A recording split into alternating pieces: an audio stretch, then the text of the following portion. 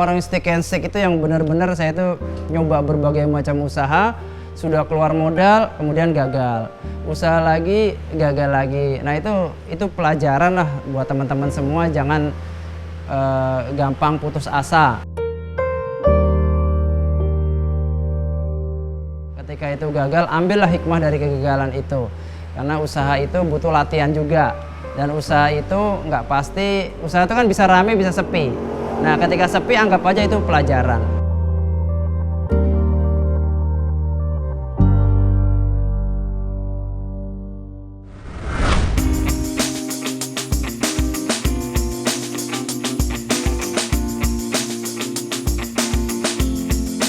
Zaman dulu itu belum ada steak yang harganya murah.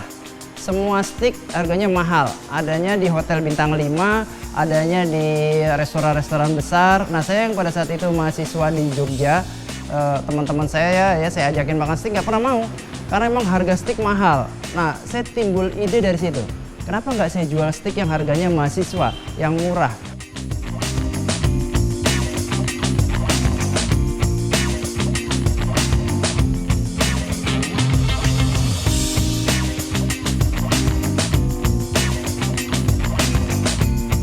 Kemudian saya ngeliat zaman dulu tuh lagi booming tuh fried chicken.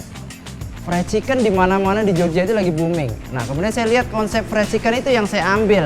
Oh, berarti bisa nih jualan steak yang dibungkus dengan tepung. Nah, inilah akhirnya saya ketemu konsepnya jualan steak yang dibungkus dengan tepung sehingga kita bisa jual dengan harga murah.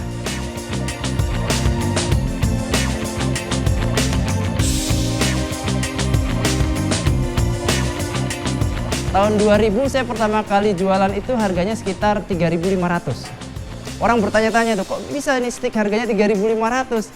Akhirnya mereka penasaran. Penasaran, mereka pada cobain semua. Dan memang konsep ini, saya konsep tuh kayak warung ya. Jadi makanya namanya Waroweng. Tujuan saya supaya ketika orang lihat namanya, ini Waroweng Steak and Shake, orang langsung pikirannya, ini nih murah. Konsepnya seperti itu, kemudian menunya gimana? Ya udah, saya nyoba-nyoba sendiri. Bukan chef tapi nyoba-nyoba sendiri. Kita cari buku di toko buku gitu ya, bongkar-bongkar cari buku. Gimana nih caranya bikin fried chicken? Ya udah, nyampur sendiri, nyoba-nyoba sendiri. Sampai saya ingat saya itu sampai 3 bulan, itu resep tuh saya rubah-rubah terus. Karena saya kan terjun langsung nih ya di usaha ya. Saya motongin daging juga, masak iya. Jadi semuanya saya terjun langsung karena saya nggak bisa gaji karyawan banyak. Dulu pertama kali buka karyawan saya cuma 2 orang. Jadi ya 2 orang itu saya terjun langsung, istri saya juga ikut bantuin. Jadi ya saya ikut masak juga. Jadi ketika saya menyajikan steak ke pelanggan dan itu nggak habis, steak itu saya bawa ke dapur, saya penasaran nih Mbak. Langsung saya cobain gitu loh, kenapa nih kok nggak habis nih, jangan-jangan nggak enak nih, jangan-jangan kepedesan nih. Saya cobain, benar nih kurang asin, tambahin garam. Kurang manis, tambahin gula. Prosesnya begitu. Jadi kalau ada pelanggannya warung steak yang zaman pertama pasti bingung. Kok bisa rasanya berubah-ubah gini? Tapi nggak apa-apa, ini belajar. Nah, saya pede aja pada saat itu.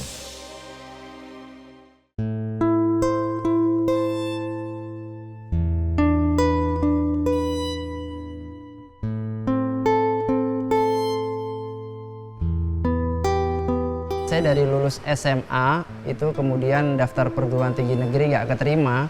Itu saya mulai usaha. Saya jualan sus segar kaki 5 di depan rumah sakit.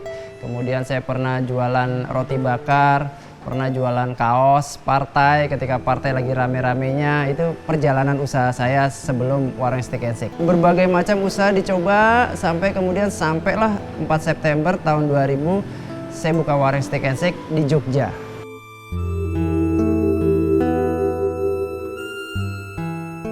Kalau ngomong awal Warung Steak and Shake itu saya pertama kali buka itu 4 September tahun 2000.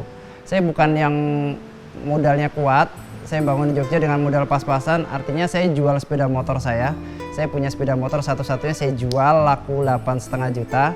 Itu yang saya jadiin modal bangun Warung Steak and Shake. Dengan hanya 5 meja, satu meja tuh 4 kursi.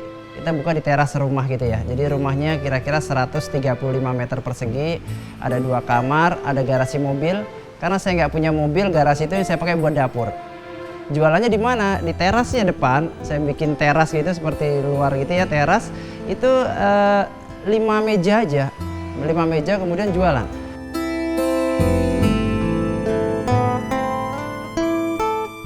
tahun awal ya biasa.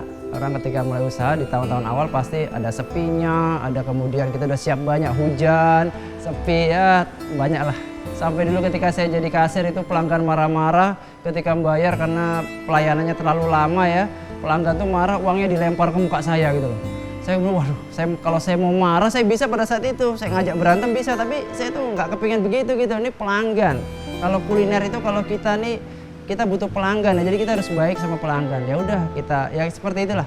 Pasti semua teman-teman pengusaha juga merasakan awal-awal mengembangkan usaha.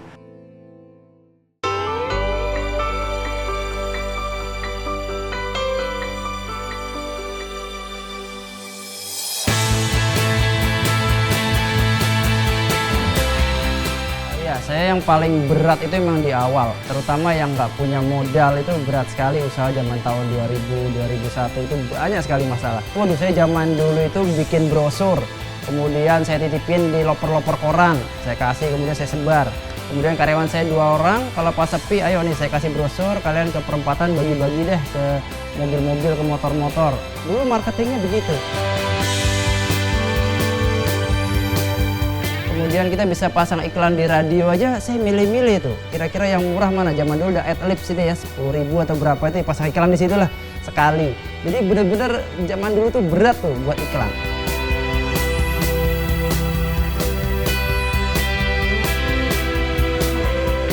Nah, ketika sudah masuk tahun kedua, sudah mulai rame, kita mau ngembangin cabang. Wah, ini terkendala lagi sama modal. Gimana nih buat buka cabang kedua? Padahal kita nggak punya modal. Kalau kita ngajukan pinjaman juga nggak ada yang percaya, mana ada bank yang percaya sama kita gitu. Akhirnya udahlah kita ngembangin pakai cara investor.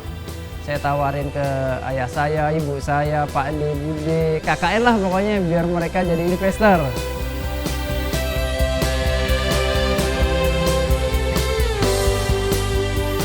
Oke, warung steak kita nggak franchise ya, kita buka dari tahun 2000. Kita berawal dari Jogja ya, warung steak and shake itu dari Jogja.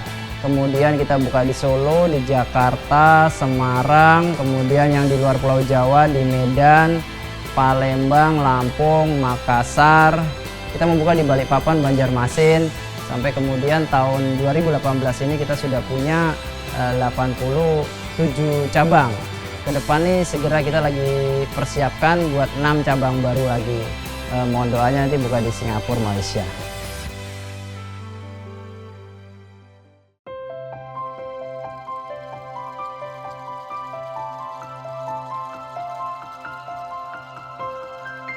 Ya, orang usaha itu yang pertama itu harus fokus.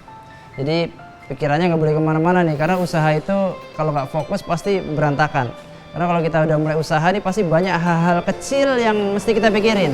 Dan kita mikirinnya itu ketika usaha itu udah berdiri, bukan sebaliknya. Kalau usaha belum ada, kita kadang-kadang mikir, akhirnya nggak jadi usaha.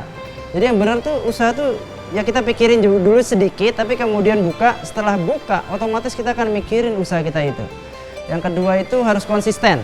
Nah, ketika kita udah fokus nih, kita harus konsisten nih. Misalnya kita mau nyapai promo seperti ini, kita harus konsisten buat nyapai ini apa aja nih langkah-langkahnya nih. Nah, kita harus konsisten, kita jalanin terus.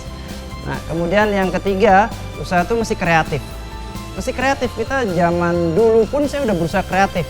Misal ya hal kecil seperti botol saus tomat, saus sambal tuh dari dulu saya udah kasih tulisan Warung Steak and Shake.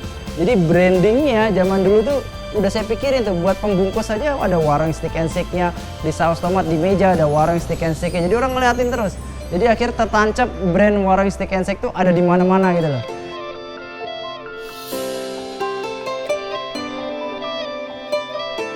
Kemudian yang terakhir apa ya? Kira-kira mungkin ini yang ngasih rezeki kita ini kan Allah Subhanahu wa Ta'ala.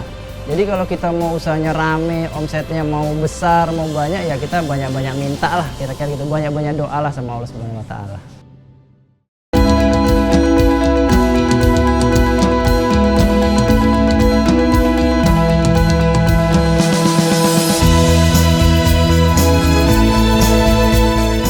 Ya tiap orang pasti punya cita-cita, punya keinginan ya. Saya tuh kepingin bisa bermanfaat buat orang banyak.